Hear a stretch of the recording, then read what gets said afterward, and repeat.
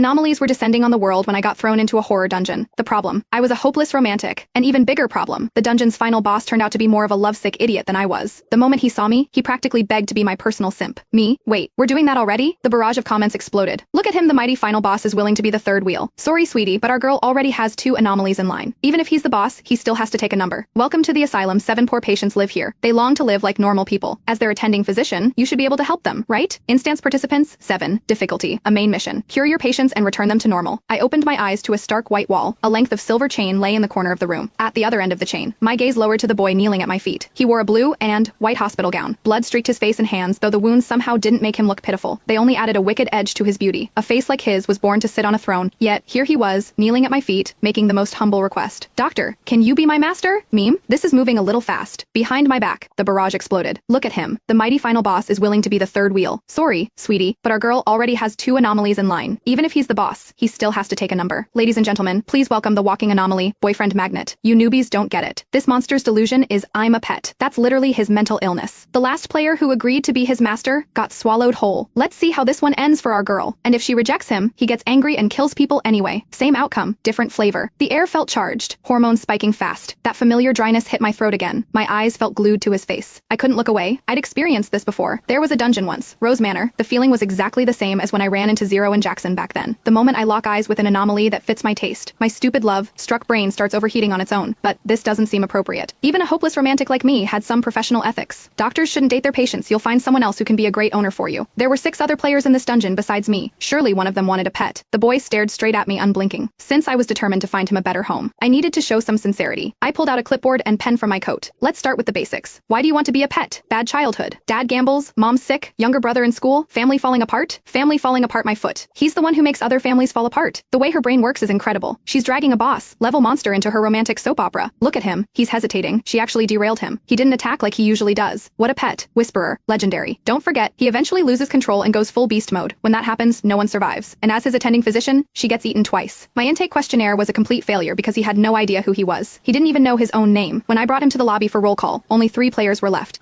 3 others had been killed the moment the instance began by their own patients. That bad? I muttered, then paused because something felt wrong. If they're dead, who's in charge of the patients they were assigned? The answer was no one. Everyone already had their hands full with their own unstable anomaly. Patients? Nobody was volunteering to adopt someone else's nightmare. And when an unassigned monster roams free, nobody knows what it might do. A man with a scar across his cheek let out a sharp laugh and looked me up and down like I was trash. You should take them. Isn't seducing monsters your specialty in every dungeon? He smirked and leaned in. Tell me,